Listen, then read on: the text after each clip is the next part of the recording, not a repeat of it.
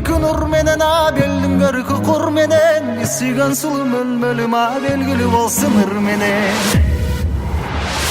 Ekilerin kızıl gül açılganday mölmölüm bir karasan yürek ot çaçılganday mölmölüm mangday çaçın bargalan jibegindey mölmölüm senin ışkın balanına tilegindey mölmölüm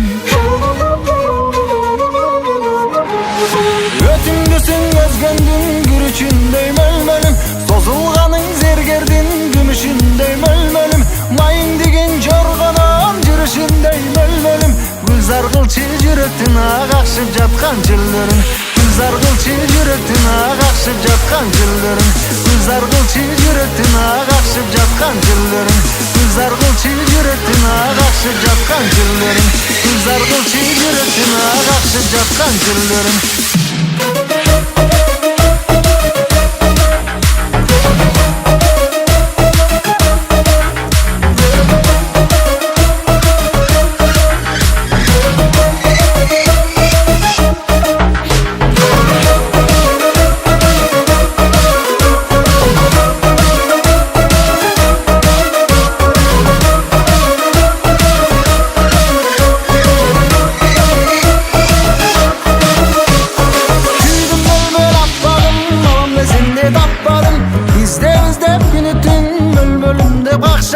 Sekin baskan butundan Seydanam on çok jıtыңdan Adam koygan butundan Ay kalem kırmon çok jıtыңdan Çınıga koygan bal bolsоң Çınında yağam alınsam Çıgalba jatı oşondo Çını özüne bagınsam Çıgarıp koysam bororop Çırak olup jagılsam Altır olup oynuga men akbarjam olup tagılsam